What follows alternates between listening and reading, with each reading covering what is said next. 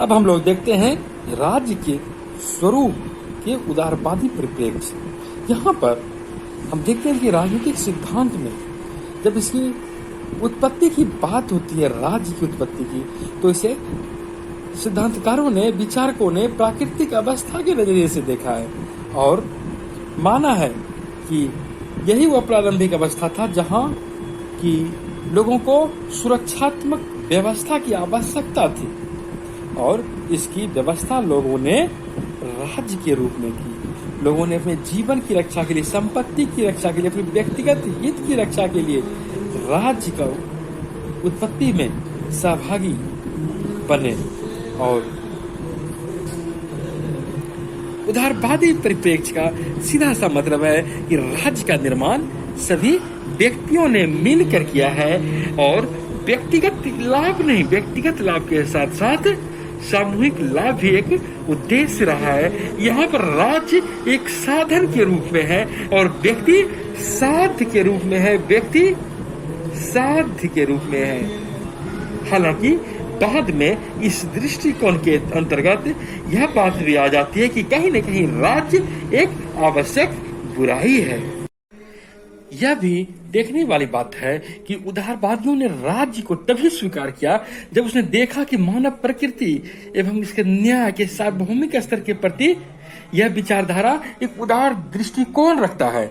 उदारवादी विचार ने सर्वप्रथम तो कानून के शासन का समर्थन किया और ऐसा इसलिए किया, कानून के शासन का समर्थन उदारवादियों ने इसलिए किया क्योंकि इनमें लगा कि नागरिकों को स्वेच्छाचारी शासन से बचाया जा सकता है। अगर कानून का शासन होगा तो किसी के साथ जबरदस्ती वाली कोई बात नहीं होगी, किसी के साथ मनमानेपन का व्यवहार नहीं होगा और व्यक्ति अपने निजी हितों की सुरक्षा कर सकेगी, व्यक्ति के निजी संपत्ति की सुरक्षा होगी, वे अपना समृद्धि प्राप्त करने के लिए वह स्वतंत्र होंगे। और उदारवादी के दौर के प्रारंभिक कालीन विचारकों को देखें तो इसमें हम लोग जॉन लॉक को, Montesquieu, David Hume, Adam Smith, James Mill, Jeremy Bentham आदि को रख सकते हैं। और यह बात जान लें कि उदारवाद का जनक यदि पूछा जाए तो आप उसका जवाब देंगे जॉन लॉक। जॉन लॉक को उदारवाद का जनक कहा जाता है और लाइफ, लिबर्टी, प्रॉपर्टी की उन्होंने बात की थी सबसे पहले। और हालांकि उदारवादियों ने लोकतंत्र का समर्थन किया, लोकतंत्र का समर्थन किया क्योंकि इसमें व्यक्ति की स्वतंत्रता को अपने विकास करने का हर संभव वातावरण मिलता है और राज्य की शक्ति को सुरक्षित करने का यह एक सर्वोत्तम तरीका लगा। उदारवादियों ने मताधिकार की मांग की और जिसके पास संपत्ति है उनके लिए विशेष व्यवस्था की मांग की। आपने इस जॉन स्टुअर्ट मिल और एलेक्स डी टॉकविले का नाम सुना था। उन्होंने समानता, स्वतंत्रता एवं लोकतंत्र की परिभाषाओं का काफी विस्तार अर्थ दिया है। आरंभिक दौर के उदारवादियों के बाद नवशास्त्रीय उदारवाद के रूप में आप विल्फ्रेड पेरेटो का नाम लेते हैं, Max Weber, Emile Durkheim, Ludwig von Mises, Friedrich von Hayek, ये सारे नाम आते हैं। और इन्होंने भी श्रम और वस्तुओं के लिए मुक्त बाजार बनाए रखने के लिए राज्य की भूमिका को कम करने की मांग की। इन विचारकों में पेरेटो ने सबसे पहले कहा था कि उदारवादी दार्शनिक द्वारा बाजारवाद के नैतिक फायदे को गिनाया जाए। बाजार की उपयोगिता, उन्होंने कहा था कि बाजार की उपयोगिता इस बात पर निर्भर करती है कि लोकतंत्र की अपेक्षा कम से कम भ्रष्ट हो और अधिक से अधिक तटस्थ हो।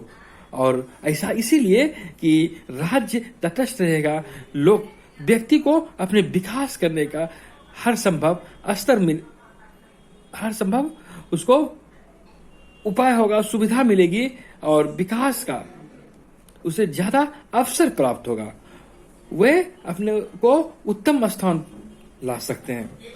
इसके बाद हम देखते हैं कि ऑस्ट्रियन स्कूल ने मैक्रो इकोनॉमिक थ्योरी की बात कही और उन्होंने इस बात को स्वीकार कर दिया था कि अर्थव्यवस्था में सरकारी किसी प्रकार का हस्तक्षेप हो।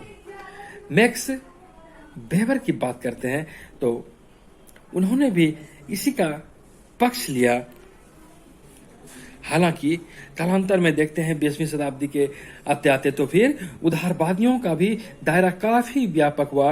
उन्होंने पहले स्वतंत्रता समानता की बात पर बल दिया करते थे, बाद में उनके भी उदारवादी मूल्य बढ़ते चले गए। वे सामाजिक न्याय तक आ गए और वे सामाजिक न्याय की मांग करने लगे, और इन सब के साथ साथ कार्यकुशलता की आवश्यकताओं को भी वे ध्यान दिलाने लगे। और जैसा कि आप जानते होंगे, जॉन रॉल्स, रॉबर्ट नॉजिक, ये सारे नव उदारवादी ने फिर कालांतर में अपने उदारवादी मान्यता को नए रूप में, नव उदारवाद के रूप में आगे बढ़ाने का प्रयास किया। हालांकि पहले के उदारवादियों के बारे में बात करें तो हम देखते हैं कि थॉमस हॉब्स का नाम आता है, और उन्होंने व्यक्ति के लिए जो अराजक व्यवस्था थी, प्राकृतिक अवस्था जैसी थी, तो वहां पर उन्होंने सार्वजनिक शक्ति की कल्पना की उसकी, और वहां पर वे अपने सार्वजनिक शक्ति के स्वरूप को अस्थायी बनाने का बात करते हैं। उन्हें ज्यादा से ज्यादा अधिकार देते हैं, संप्रभु संपन्न उसे बनाते हैं, और उनको उस्मित शक्ति का प्रयोग प्रदान करते हैं, और चाहते हैं कि वे फिर निरंकुश शक्ति का इस्तेमाल करें, मानव समाज में करें। और हॉब्स ने मानव संबंधों का पारस्परिक और विश्वास और विरोध के रूप में देखा था कि मानव स्वभाव से ईर्ष्यालु होता है, और मानव की इस ईर्ष्यालुपूर्ण प्रवृत्ति को एक शक्तिशाली ताकत द्वारा ही रोका जा सकता है। और यहीं पर उनका कहना है कि सोशल कॉन्ट्रैक्ट की बात आती है। सभी मनुष्य ने अपनी इस शक्ति को सामाजिक अनुबंध के तहत किसी तीसरे को सौंप दिया। वह तीसरा इस सामाजिक समझौते में शामिल नहीं था, और इसके बावजूद उसे अपना शक्ति दे दिया, और इस शक्ति को एक तरह से सभी लोगों ने समर्पण कर दिया। और यह कहीं न कहीं एकात्मक राज्य के रूप में उत्पन्न होता है, जहां की सरकार का निर्माण होता है, और फिर वह अपनी शक्तियों का इस्तेमाल आम पब्लिक पर करती है। जॉन लॉक की बात करें तो उन्होंने जिस प्राकृतिक अवस्था की बात कही है, वहां उन्होंने कहा है कि व्यक्ति को लाइफ, लिबर्टी, प्रॉपर्टी की आजादी होनी चाहिए। उदारवाद के जनक, और वो कहते हैं स्वतंत्रता समानता तो व्यक्ति का प्राकृतिक अधिकार है, और वे कहते हैं जीवन, स्वतंत्रता, समानता की वृद्धि की गारंटी राज्य दे, वह शक्ति दे, और वह शक्ति एक तरह का सामाजिक स्वरूप था। वह एक न्यूनतम राज्य के रूप में था। वह सीमित सरकार की बात करते हैं लॉक, जिसमें कि व्यक्ति का अधिक महत्व होगा, व्यक्तिगत अधिकार का महत्व होगा। हालांकि एक बात समझ लें कि जहां राज्य का कम से कम हस्तक्षेप होता है, व्यक्ति की अधिक स्वतंत्रता होती है, तो वह माहौल, वह वातावरण, वह संदर्भ नकारात्मक उदारवाद का बन जाता है। जहाँ की व्यक्ति अपने परस्पर लेन देन में हर संभव आजादी चाहते हैं, राज्य का कोई हस्तक्षेप नहीं चाहते हैं, यह नकारात्मक उदारवाद का उदाहरण होता है। वहीं सकारात्मक उदारवाद के तहत ऐसी बात होती है, खुली प्रतिस्पर्धा का वातावरण तो रहता है, लेकिन जिन की स्थिति कमजोर होती है, दयनीय हो जाती है, उन्हें राज्य से उपयुक्त सहायता प्राप्त होता है, राज्य से संरक्षण प्राप्त होता है। यह सकारात्मक उदारवाद के अंतर्गत आता है। सोशल कॉन्ट्रैक्ट के रूप में आपको जीन जैकस रूसो का नाम याद होगा। प्राकृतिक अवस्था को वे ऐसे व्यक्ति का योग मानते, ऐसे व्यक्तियों का योग मानते हैं जो आत्म अनुशासन और संवेदना के द्वारा निर्देशित होता हो।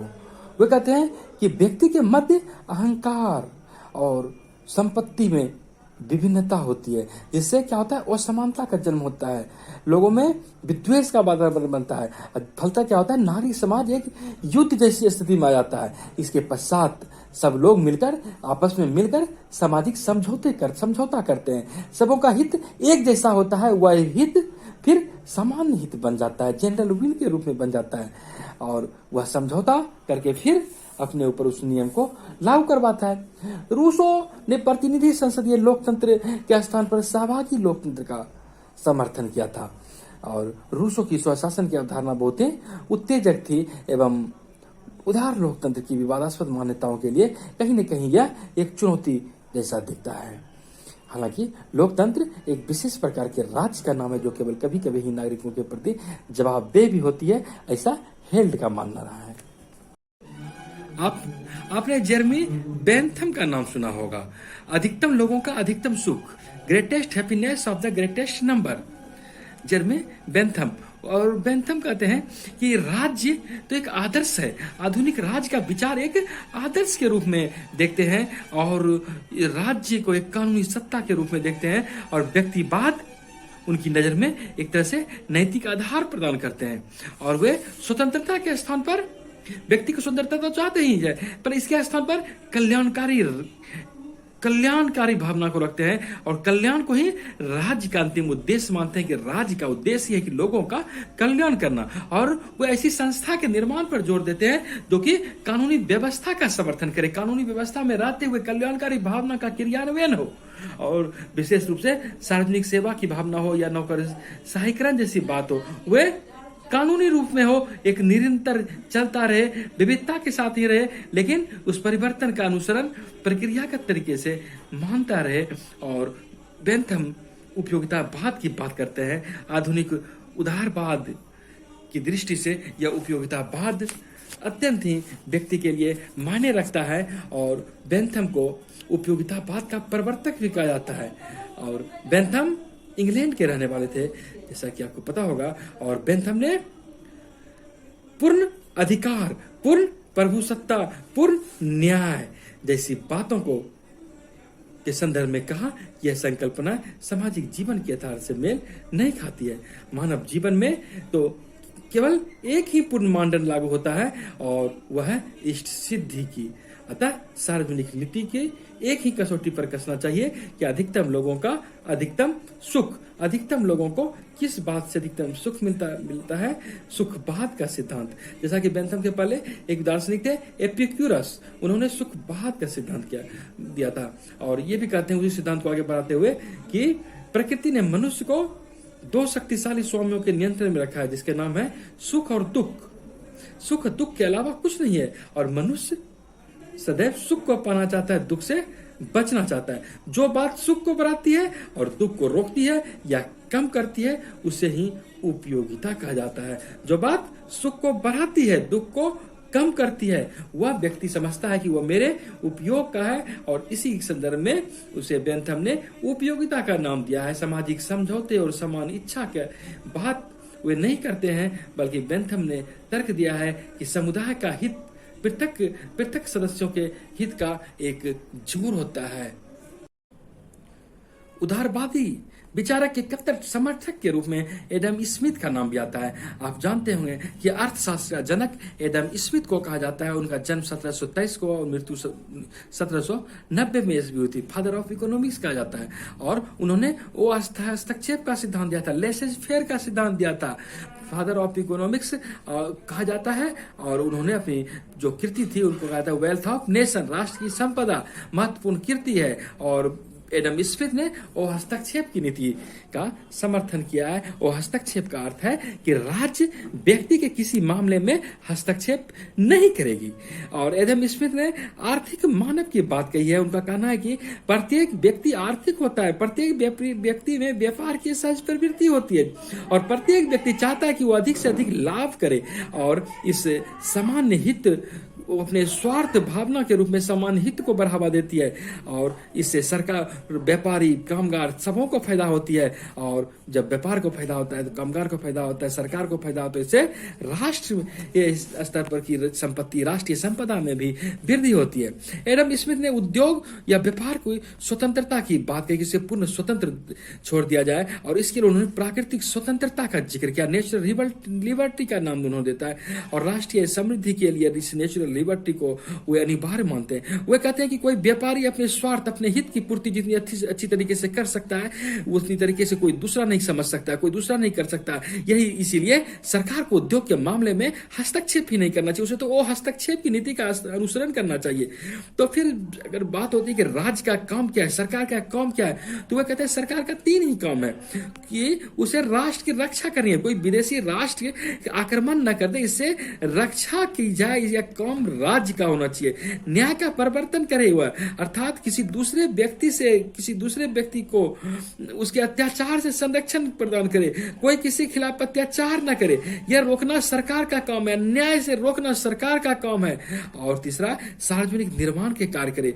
और बहुत ऐसे कार्य होते हैं जो सार्वजनिक तौर पर सड़क, पुल, बांध, नदी, नल, कल, कुआं आदि इस तरह के कार्य काम सरकार का होना चाहिए। सार्वजनिक कुल मिलाकर देखें तो वे सुरक्षा की बात करते हैं जो सरकार करेगी, अन्याय से सुरक्षा करेगी, और सार्वजनिक कार्य का काम सरकार करे, जैसे कि नदी, नल, सड़क, पुल, बांध, कुआं, तालाब, इस तरह के काम जिससे कि सार्वजनिक रूप से लोगों को फायदा हो, ये सब काम सरकार को करना चाहिए। और व्यापारिक दृष्टि से तो व्यक्ति को पूर्णतः आजाद छोड़ देना चाहिए, वहां पर तो सरकार का कोई हस्तक्षेप ही नहीं होना चाहिए। और हस्तक्षेप के सिद्धांत को जॉन स्टुअर्ट मिल ने भी आगे बढ़ाया। मिल भी एक प्रमुख उदारवादी विचारक के रूप में आते हैं जिन्होंने वो हस्तक्षेप की नीति की बात की है, व्यक्तिवाद का समर्थन किया है। हालांकि बाद में उन्होंने खुद अपने विचारों में परिवर्तन लाया और राजनीतिक क्षेत्र में उन्होंने संवैधानिक व्यवस्था की बात कही, प्रतिनिधि शासन की बात का समर्थन किया है। हालांकि आर्थिक क्षेत्र में उन्होंने कल्याणकारी राज्य को बढ़ावा दिया है। और मिल ने बेंथम की उपयोगितावाद में संशोधन कर दिया और उनका कहना रहा कि भिन्न भिन्न सुखों में केवल परिणाम का अंतर नहीं होता है, गुण का अंतर भी होता है। मनुष्य केवल भौतिक सुखों के पीछे ही नहीं भागता है, बल्कि व्यक्ति चाहता है कि नैतिक, बौद्धिक, कलात्मक अभिरुचि में भी उनका विकास हो। अभिव्यक्ति की स्वतंत्रता भी व्यक्ति चाहता है। अधिकतम लोग का अधिकतम सुख ही हर हमेशा लागू नहीं होता। यदि ऐसा होता तो फिर किसी एक व्यक्ति के राय को बाकी समाज के राय से अलग भी हो तो यह समाज को अधिकार नहीं होना चाहिए कि उसे वह सख्ती से चुप करा दे। इसके बाद एमाइल दुर्खिम का भी नाम आता है, ये भी उसी दौर के विचारक हैं। उन्होंने कहा कि मनुष्य जब अपनी आवश्यकता की पूर्ति करता है तो अपनी आवश्यकता की पूर्ति करने पर संतुष्टि होती है तो उसे दूसरे की मांग के साथ भी जोड़ने कर देखते हैं और आपस में एक प्रकार का सहसंबंध का निर्माण होता है। और यह एक नैतिक व्यवस्था का निर्माण करता है जो सार्वजनिक हित में परिवर्तित होती है। इससे आधुनिक समाज में व्यवसायिक संस्था का विकास होता है। हालांकि आधुनिक संदर्भ में देखें तो उदारवाद आधुनिक बहुलवाद का समर्थन करता है और यहाँ पर कई ऐसे संस्था का उदय हो जाता है, कहीं किसी एक पर निर्भरता नहीं रहती, जैसे चर्च हो, विश्वविद्यालय हो, व्यवसायिक संगठन हो, आर्थिक संगठन हो, जो कि स्वायत्त होते हैं। संप्रभु सत्ता की इच्छा पर हमेशा वे निर्भर नहीं करते, अपनी स्वायत्तता का हर संभव उपभोग करते हैं। और यह उदारवादी विचारधारा का एक तत्व के रूप में होती है और बहुलवादी राज्य की श्रेष्ठता को स्थापित करती है। यह निरंकुश संप्रभुता के विरुद्ध होती है और यह उदार लोकतांत्रिक व्यवस्था का एक प्रतिक्रिया के रूप में दिखती है हमें। और ये अनेक संगठन की भांति ही यह राज्य को समाजों का एक समागम या संगठन मानते हैं। और बहुलवादी सिद्धांत जो कि ज्यादा प्रचलन में है, स्वीकृति आज की तारीख में उससे मिली हुई है और इसमें कहते हैं कि निश्चित उद्देश्य की प्राप्ति के लिए कार्य किया जाता है। पर्यावरण परिवर्तन की बात हो या अन्य संगठन की नीति की बात हो, सार्वजनिक नीति की बात हो, वे हर एक कार्य क्षमता को प्रभावित करते हैं। पीटर सेल्फ ने निगमवाद की बात की है। निगमवाद जो कि बहुलवाद से भी अधिक वो अस्थिर सिद्धांत है और यह उदारवाद का एक अत्यंत ही महत्वपूर्ण तत्व होता है, जिसके कारण यह सामाजिक स्वरूप में व्यवस्थित होता है और यह सामाजिक पद्धति की आवश्यकता पर जोर देता है, बजाय इस बात के कि व्यक्तिगत स्वतंत्रता या खुशहाली के लिए प्रतिस्पर्धी वातावरण बना रहे। और यह सामाजिक प्रकृति को एक व्यवस्थित सामाजिक व्यवस्था की आवश्यकता पर बल देते हैं और कहते हैं कि सामूहिक राज्य की कोशिश होती है कि प्रतिनिधियात्मक संगठनों की संख्या को सीमित किया जाए और उन संगठनों को स्वीकृति दी जाए जो औपचारिक रूप से एक अधिकार स्थापित करती है। निगमवाद कहीं न कहीं समाजवाद के समान ही प्रतिस्पर्धा को व्यर्थ समझते हैं। निगमवाद सभी निजी निगमों को राष्ट्रीय योजना के अधीन रखते हैं। वस्तुतः हम यह भी कह सकते हैं कि नव निगमवादी सिद्धांत पूंजीवादी समाज से मिलता जुलता प्रतीत होता है और नव निगमवादी सिद्धांत पूंजी एवं श्रम के मध्य एक खाई के महत्व को पहचानता है।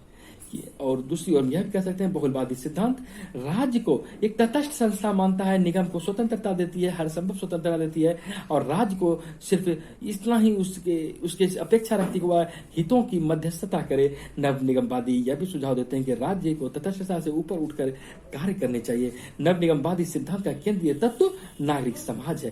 राज्य के केंद्रीय हित के मध्य समन्वयकारी भावना अपनाना है।